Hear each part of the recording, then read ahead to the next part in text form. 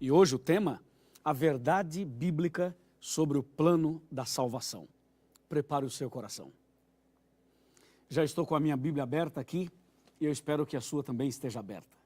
E o primeiro texto de hoje está em João 3, verso 16, que diz assim: Porque Deus amou ao mundo de tal maneira que deu seu Filho unigênito, para que todo o que nele crê não pereça, mas tenha a vida eterna. Que texto doce, não é? Que texto maravilhoso. Ele fala do amor de Deus e da salvação. Agora, para você entender melhor esse verso que eu acabei de ler, é importante saber por que a Bíblia fala em plano de salvação. Você sabe que só existe salvação porque existe a perdição. Ou seja, uma pessoa só poderá ser salva se estiver perdida. Então, antes de você entender o plano da salvação, é preciso reconhecer que você é pecador. Veja o que diz a palavra de Deus no livro de Romanos. Eu quero ler com você Romanos, capítulo 3, versículo 23. Olha que texto importantíssimo. Diz assim: porque todos pecaram e carecem da glória de Deus. Olha agora Romanos 5, verso 12.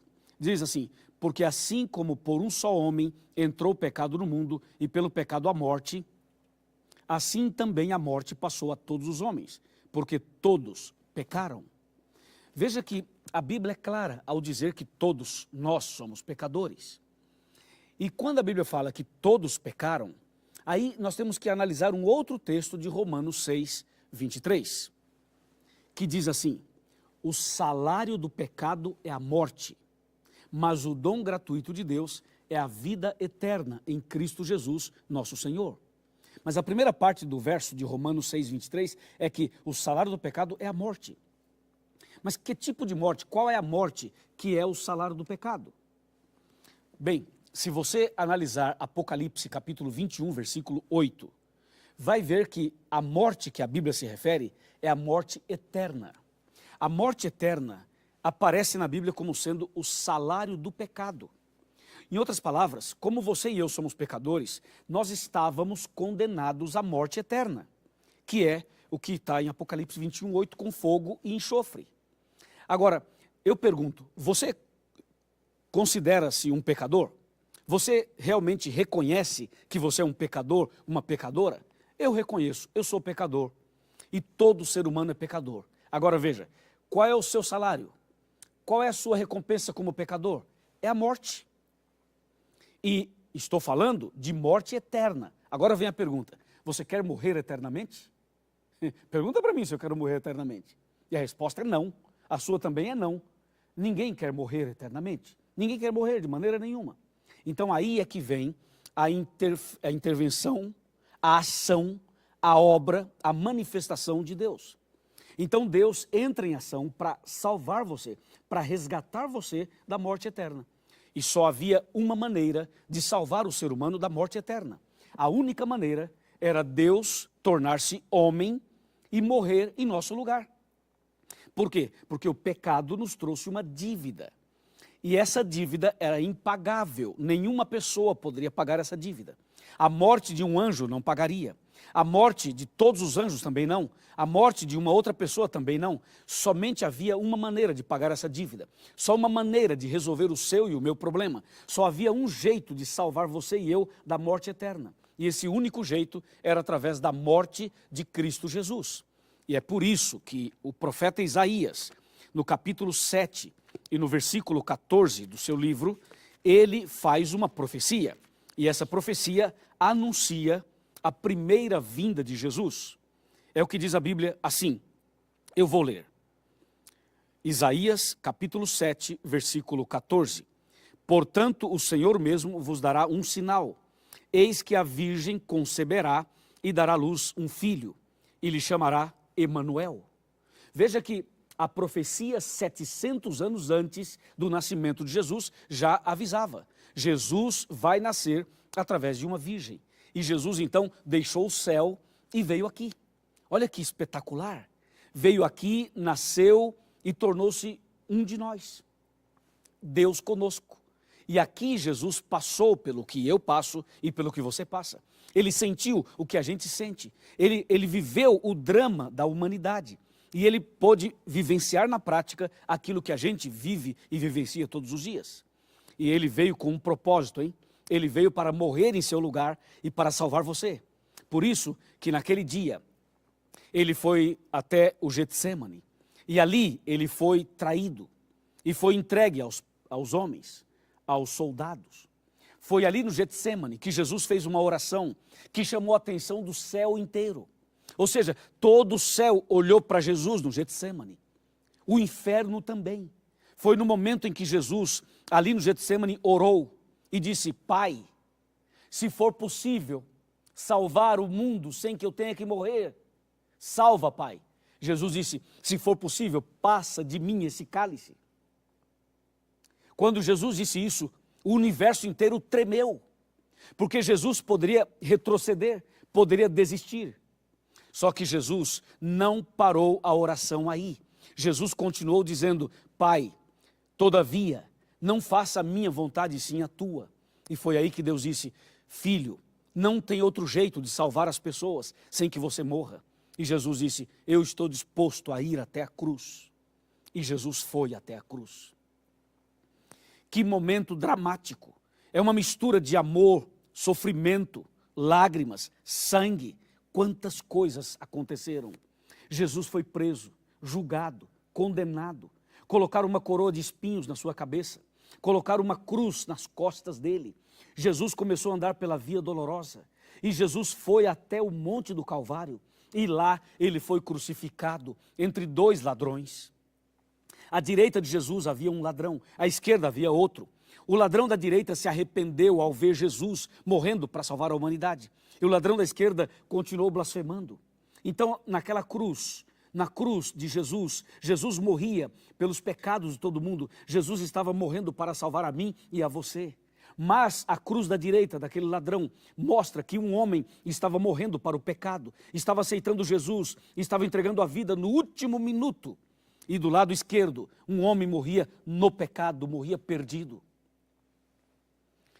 Meu amigo, a morte de Jesus na cruz é uma chance de salvação para todo mundo. Algumas pessoas aceitam Jesus, outras pessoas não aceitam. Algumas pessoas se entregam, outras pessoas rejeitam. Eu sei disso, mas não importa. O importante é que a palavra de Deus seja ensinada, é que o plano da salvação seja compreendido, para que você compreenda e tome a sua decisão. Eu sei que nem todos serão salvos, mas eu tenho que pregar para todos. Eu sei também que Jesus tem um propósito na sua vida. Por isso Jesus morreu na cruz, por isso ele se entregou naquela cruz. Quando Jesus abriu os braços, sangrando, sofrendo, agonizante, e disse aquela frase: está consumado. Quando Jesus disse está consumado, Jesus estava dizendo o seguinte: está pago, está resolvido o problema. O ser humano pode voltar para o céu, o ser humano pode ter a vida eterna, o ser humano pode ser salvo. Jesus pagou a dívida. Jesus resolveu o problema. Jesus abriu as portas do cativeiro. Jesus então pagou aquilo que se exigia que fosse pago. Ou seja, na verdade, Jesus na cruz nos deu o direito de ter a vida eterna. Não é lindo isso? Não é maravilhoso tudo isso? Com certeza é maravilhoso. Jesus amou você de tal maneira, como eu li no primeiro texto de hoje, Jesus amou você e a mim de tal maneira que se entregou na cruz. Ou seja, esse foi um amor que não tem explicação. Eu posso ficar aqui o dia inteiro falando, eu não consigo explicar. Eu só sei dizer uma coisa, como diz Isaías 53, versos 3, 4, 5, 6 e 7. Sabe o que diz lá? Diz assim, resumindo, Jesus diz que ele foi conduzido, levado como um cordeiro para o matadouro. Jesus foi crucificado, sacrificado, como se fazia com os cordeirinhos. E a Bíblia diz, ele não abriu a sua boca, porque ele sabia que esta era a única maneira, a única forma de salvar a humanidade. Você não sente no coração algo diferente? Você não sente o desejo de agradecer a Jesus por tudo que ele fez? Eu tenho certeza que sim. Eu quero te falar um detalhezinho sobre esse assunto. E para isso eu quero sentar aqui na minha cadeira e quero conversar com você. Todas as vezes que eu sento aqui, significa que queremos conversar de coração para coração. É como se eu estivesse sentado na sala da sua casa. Então vem cá, chega perto de mim, pode vir pertinho. Nós somos amigos e irmãos e eu sou o seu pastor também. Meu amigo e minha amiga, eu imagino que você está passando por lutas.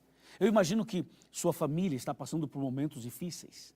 Mas eu quero que você saiba a grande notícia. Na cruz, Jesus pagou sua dívida. Hoje, entre você e Deus, não tem mais barreiras. Não tem mais nenhum obstáculo. Hoje a porta foi aberta. O cativeiro foi aberto. Você pode sair da escravidão. Você pode sair desse sequestro. Você pode sair dessa situação que te amarra, que te prende. Você pode abandonar esse vício. Você pode começar uma vida nova. Você pode ser livre. Você pode ser uma pessoa feliz. Basta você aceitar Jesus como seu salvador pessoal. E não espere você ser uma pessoa boa ou perfeita, porque você não pode ser perfeito por você mesmo. Não espere que os seus problemas sejam todos resolvidos. Não espere até que a sua enfermidade passe ou a sua dívida financeira se acabe. Venha a Jesus do jeito que você está. Eu estou falando a um empresário, estou falando a uma professora, estou falando a um pastor, estou falando a um evangélico, a um católico, a um espírita, estou falando a um ateu. Estou falando a você, meu amigo, que trabalha como empregado, a você que é empregada doméstica, estou falando a você que talvez nunca estudou na vida, eu estou falando com você, Jesus ama você, olha aqui nos meus olhos, dá para olhar aqui nos meus olhos? Dá para olhar aqui nos meus olhos? Eu quero te falar, Jesus ama você, você é muito especial para Ele, por isso Ele morreu por você, por isso Ele se entregou por você, por isso Ele foi até a cruz por você. Então, não fique aí com a cabeça baixa, não fique aí desanimado, derrotado, não desista, por favor, não desista. Talvez eu esteja falando com alguém que já tentou o suicídio, ou alguém que tem esses pensamentos suicidas. Meu amigo e minha amiga, hoje é dia de salvação, hoje é dia de boas novas. Deus amou você de tal maneira que morreu na cruz por você, e depois ressuscitou por você, e agora intercede por você, e em breve voltará para buscar você. Eu aceitei Jesus na minha vida. Eu entreguei minha vida a Jesus. Você também deseja aceitar Jesus hoje? Deseja aceitar Jesus como seu salvador pessoal? Você quer entregar a sua vida completamente a Ele? Venha do jeito que você está. Ah, pastor, mas eu cometi um pecado agora mesmo. Venha do jeito que você está. Ah, pastor, mas eu já fiz coisas horríveis. Venha como você está. Jesus ama você. Jesus está disposto a abraçar você, a trocar suas vestes, a te dar uma nova chance. Jesus pode escrever sua história de novo. Ele pode dar a você uma nova chance. É hoje, é agora. Talvez a sua festa não tinha alegria. Talvez o seu combustível estava acabando. Talvez o seu rio estava secando. Mas hoje é dia de boas novas. Hoje é dia de recomeçar. Hoje é dia de paz, de esperança. Hoje é dia de salvação. Hoje a salvação entrou na sua casa. Aleluia! Diga glórias a Deus, porque a salvação chegou à sua casa. Louvado seja Deus. Parabéns. Aceite Jesus e ande com Ele. Eu quero fazer uma oração por você agora. Feche os seus olhos. Vamos orar e agradecer a Jesus. Ó Pai maravilhoso, louvado seja o teu nome. Obrigado, Senhor, por essa salvação tão incrível. Obrigado porque Jesus morreu por nós. Nós aceitamos Jesus como Salvador pessoal e nós queremos agora dar nossa vida totalmente para o Senhor. Abençoa essa pessoa que ora comigo. Abençoa essa família inteira. Derrama a tua graça sobre essa pessoa e que quando Jesus voltar, ela, ele e todos nós sejamos salvos. Em nome do nosso querido e maravilhoso Cristo Jesus. Amém.